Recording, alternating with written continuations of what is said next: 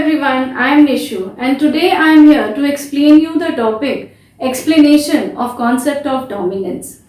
In my last video I have discussed about incomplete dominance, which was an exception to the Mendelian laws. Now what did we see there? We saw that in your first generation your intermediate result was obtained in form of pink color flower from a dominant red and white color parent. Now, in F2 generation, again as Mendelian inheritance laws, again your same 1:2:1 ratio was obtained in form of pure red, pure white and intermediate pink color flower. So, how or why these changes came in F1 generation? How the gene was playing role in this action? How the alleles were responsible to perform these changes, to bring these changes in the results of F1 generation. There are many questions to which your understanding level and answer has to be obtained. Now that is why in your NCERT book, in page number 76, just at the bottom of incomplete dominance, this heading explanation of concept of dominance is mentioned. To get the answers to different questions like what is dominance, how the alleles present in the genes are responsible to obtain or to give any result in form of dominant or in form of recessive, how some of the alleles are behaving like dominant and how some of the alleles are behaving like recessive, and how these alleles are responsible to bring different results in the generations of F1 and F2 or in subsequent further. So there are many questions, and to obtain answer to those questions, we are going to now start and understand the concept of dominance. We are going to try to understand the relation that how the alleles present in the gene are responsible to bring a dominant character and a recessive character. Now children, I am going to follow completely NCERT book. Each and every line I have taken from NCERT because NCERT is a very important for everything I have said many times. So I have to explain, to get the concept clear to you all, I am referring the NCERT strictly.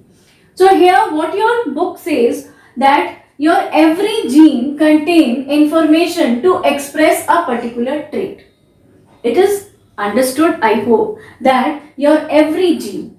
Now every gene which is present inside a body of a living organisms are responsible for containing information, different type of information. Which type of information? So that they can express a particular type of trait. Now trait, tall, dwarf, red, white, these are traits. So each gene present in every living organisms are having the traits in between them, having the genes in them which can express the particular trait in them. How or in what way the alleles are present in them? These alleles are playing important role to express the dominant and recessive character in an organism. To understand in more better way, that the organisms are either going to become a dominant or they will be observed in form of recessive in the future generations. This is decided by the type of allele present in the gene, and this is well known to you all. So here this line means that every gene contain information to express a particular trait. So gene is containing your different type of alleles, and these alleles are responsible to collect information of different particular traits. Now taking an example from your book, let us take your gene producing enzyme. And before coming to this point, I would like to recall that in class 10th, when you were studying about your heredity and genetic chapter, now there, while discussing the Mendelian laws, Mendelian rules, principles, we have studied about your how the characters are being expressed in an organism. There one example was given by taking a character height in form of traits called as tallness and dwarfness. And if you remember, you have studied that there for every gene, your different alleles were present. One of the allele was responsible for dominant and other was responsible for your recessive. Then every gene was responsible to perform, to express different type of characters. And this gene was able to express the character because of presence of different proteins in them. And how these proteins were produced? These proteins were produced because of different type of enzymes present in them. If you try to understand and recall the things, that for a height, tallness, the organisms were having a certain type of enzyme, and that enzyme was producing a sufficient amount of protein of tallness, and this protein was characterizing the gene, so that the alleles present in the genes will be responsible to express the character tallness. Again I will explain. The alleles present in the gene, capital T, small t, whatever it is, whether it is homozygous or it is a heterozygous, it depends on which type of allele is present in the gene. If homozygous alleles are present, capital T and capital T is present, it is definitely sure that this capital T allele is going to produce a protein which will be responsible for a tallness, height. And this protein, how it is produced? It is produced with the type of enzyme. So the enzyme is provoking the production of protein, and production of protein is intimating the allele of a gene to provoke the character tallness.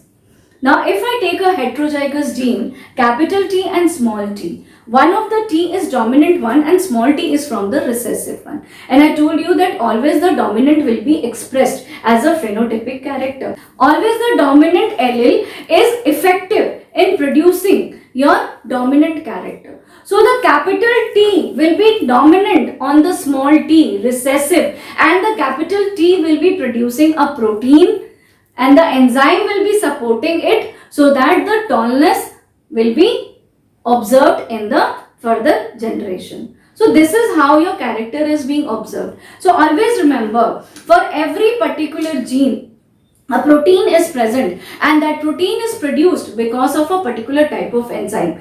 And if the enzyme is produced in large amount or in less amount, or if it is not produced, then all these factors are going to affect the type of phenotypic expression in the generations. Always remember this is very important, that your enzymes are playing very important role in the expression of the phenotypic character. That is why it is written here that every gene contains information to express a particular type of trait.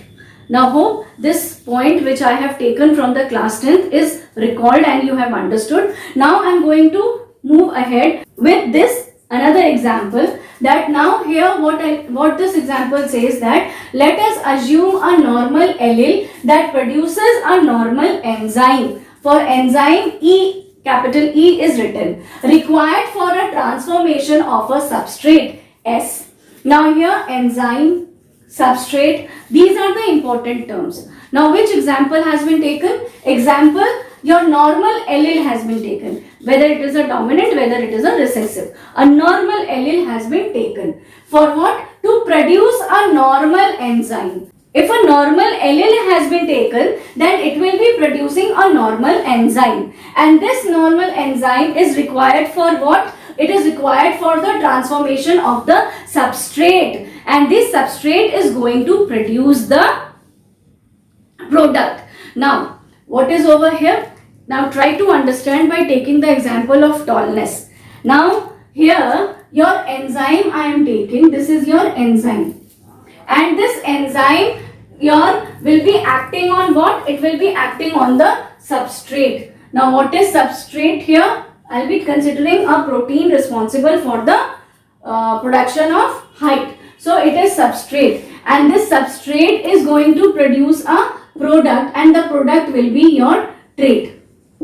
This will be your trait. So particular enzyme responsible to produce a particular type of protein specially present in the gene. So the gene will be affected by the production of this enzyme. The type of enzyme produced will be affecting the substrate, and the substrate will be affecting the production of the product. That means your trait, the character will be produced. Here your character were tall and capital T and small t was taken. So the enzyme which is produced here is affecting this protein responsible for the alleles present here in the gene, substrate, and this substrate, as the protein will be produced, your product, the trait will be produced, whether the trait will be tall or it will be dwarf. So this is what your sentence means, that a normal allele produces normal enzyme required for transformation of substrate. So normal enzyme will be produced on the normal alleles so that your normal protein can be produced, and this normal protein can be transformed to produce a product in form of different traits, like your red color flower, white color flower, pink color flower, whatever, tallness, dwarfness, whatever the trait is. So this is all your what this sentence means, and it is completely taken from the NCERT. Now in your book it is mentioned that for this all this purpose whatever I have discussed till yet, here the gene that contain information to produce enzyme. Now who is containing? Here gene is containing the information, and the information of which type? To produce a type of protein. To produce a type of protein. A type of protein will be produced. So gene is that contain information to produce protein. So gene is having which type of information? Gene is having alleles, different type of alleles in them. So the type of alleles present in them is responsible to produce your protein over here. So again I will say that capital T, if it is present, then this normal allele is responsible to produce a normal protein, and this normal protein will be producing your normal trait, tallness, and this tallness is observed because of the enzyme produced.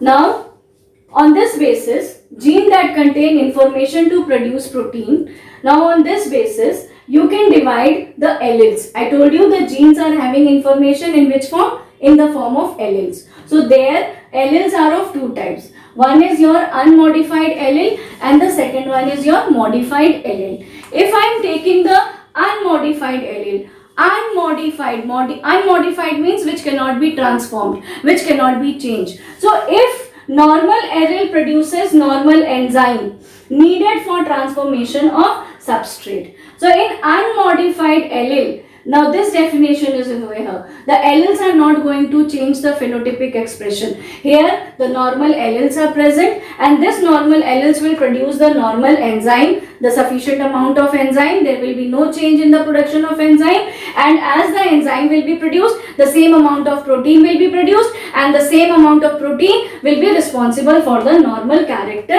to be observed in the generations. So this was about your unmodified, but the important part is your modified allele. So if I am talking about a modified allele, and in your book your three conditions are mentioned. One is your normal or less efficient enzyme, then your non-functional enzyme, and then your no enzyme is produced. Now what is it? Now if in case your modified means that it can be transformed, the allele can transform the type of enzyme production and the protein production, and ultimately the phenotypic expression will be changing, it will be affected. So on these three conditions, the alleles can be responsible for the phenotypic expression. If suppose in the first condition, normal or less efficient enzyme is produced. If in the first condition your normal means unmodified, there is no changes, normal allele, normal enzyme production, normal trait production, substrate production. So if here normal is there or less efficient, it is not, the enzymes are produced, but those enzymes are not effective, they are produced in a less amount, so it will be ineffective. So normal and less efficient enzyme is not going to change the effect of the phenotypic expression. The normal alleles will be producing the normal type of enzyme, and normal enzyme will be producing the normal protein, and normal protein will be responsible for the normal type of phenotypic character in the offsprings. Now important is non-functional enzyme. In the case of non-functional enzyme, your phenotypic character will be expressed in which form? In recessive form. Here your recessive will be present. Now if non-functional enzyme is present and the alleles are over here, I'll tell you that here the case will be if it is heterozygous, capital T and small t is over there, then your non-functional enzyme is produced but it is non-functional, it is not functioning, then what will happen? Your alleles will be responsible over there, and when no enzyme is produced, then what will happen? No changes, no transformation. But in case of non-functional enzyme, transformation will be there, but in which case it will be depending on the recessive allele. The type of recessive allele present, it will be changing the type of production of enzyme, and then enzyme will be changing the protein, and protein will be changing the character, and it depends on that which character is going to be dominant or recessive in the further generations. Children, this was all about your explanation of concept of dominance, that how the dominance, how some of the genes become dominant or recessive, and what is dominance, and how in which generation which character is going to be dominant and which character is going to be recessive. All those things can be understood by this explanation, and hope this is clear to you all. Thank you.